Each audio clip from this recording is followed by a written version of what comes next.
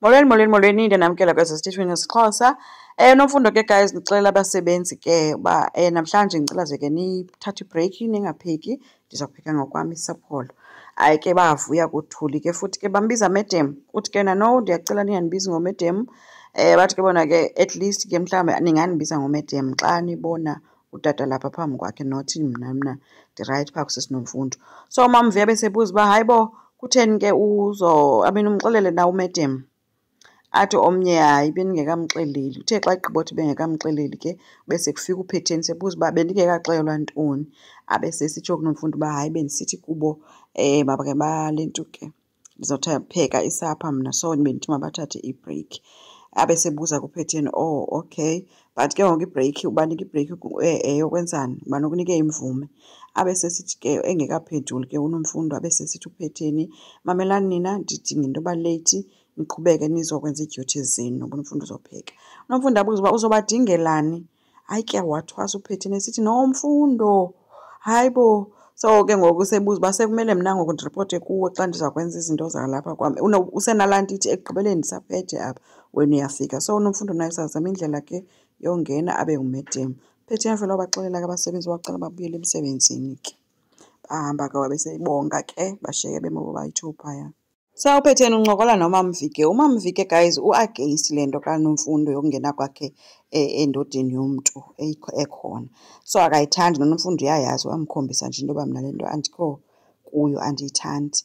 So uyambalisela ke ngokuPhetheni into yoba mna zange ndicinge into yoba unjengaye angathatha isithembu, because uthi kukhona umakhelwane wakowabo amaziyo, I think u-anti wakhe wakhula engumntu nje onolunya. So ixesha elininzi behlele nguloo mntu nje uqumbileyo ongekho rayithi, kanti uthi siyam-understand uba wayesenziwa yinto yoba wayesesithenjini. So uthi ke ngoku nam ndandingayazi uba ndingade ndingene esithenjini, kodwa into endingeke ndiyenze kukushiya umtshato wam esendiwusebenzele kangaka nabantwana bam.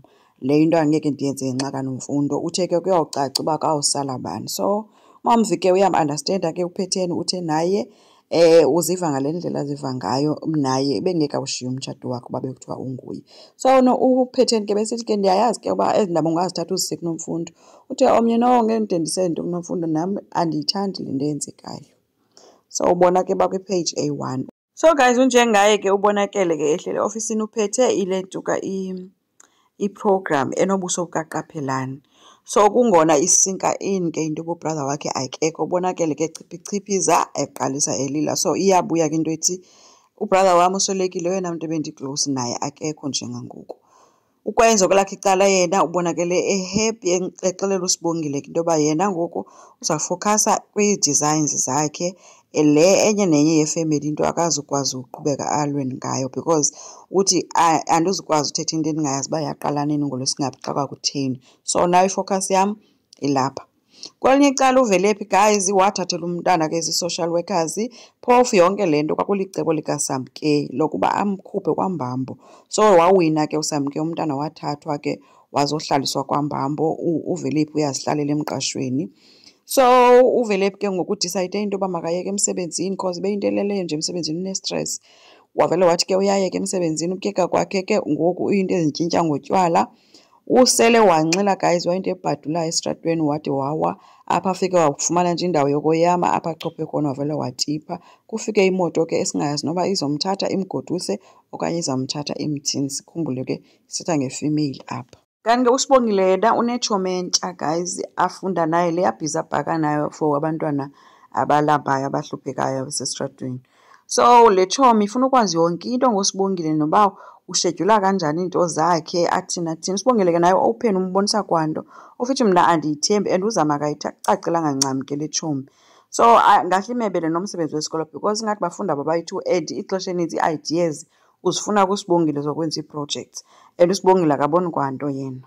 KwaDlamini guys kulate, ugcina ulungiselela ukulala, uthe ethi ifowuni yatsho. Xa eleqa efowunini eyoyibamba nguPhakamani, abe sembuza uba ufunani na. Athi omnye ndilapha Ndilapha kwiphaseji ezantsi apha kwaDlamini. Abuze omnye, hayibo uzofunani apha? Athi omnye, heyi ndicela wehle ndikulindile lapha ezantsi ingekade ndibhaqwe, ndicela ukhawuleze ufike. Nyhani kugcina agijime ke enyonyoba ke siya ezantsi kuPhakamani. Xa efika khona afika ambuza uba, hayibo ufunani apha? Omnye uthe gqise eteketisa ke yena pentshisi. So nje uPhakamani ingathi emsemathandweni ugcina ke yena bethi uyadlala nimazi ke noPhakamani bithi into yakhe. Ubuzile kugcina uba, hayibo yintoni ingxaki yakho, ufunani apha? Wathi omnye, ha-a ndizokubona. Wathi omnye, hayibo ufuna undimoshela umtshato?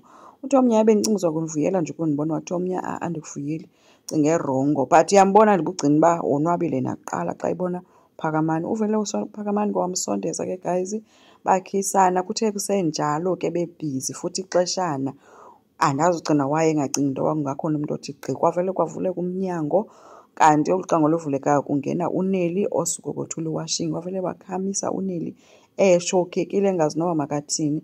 uPhakamani naye khange athethe nto ke, ugcina ke nguye oye wathi le nto uyibonayo ayiyo le nto uyicingayo.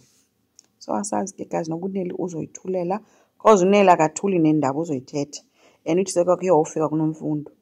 Enkosi, ngicela siqhubeke subscribe, silakhe, singakhomenta futhi. Bye.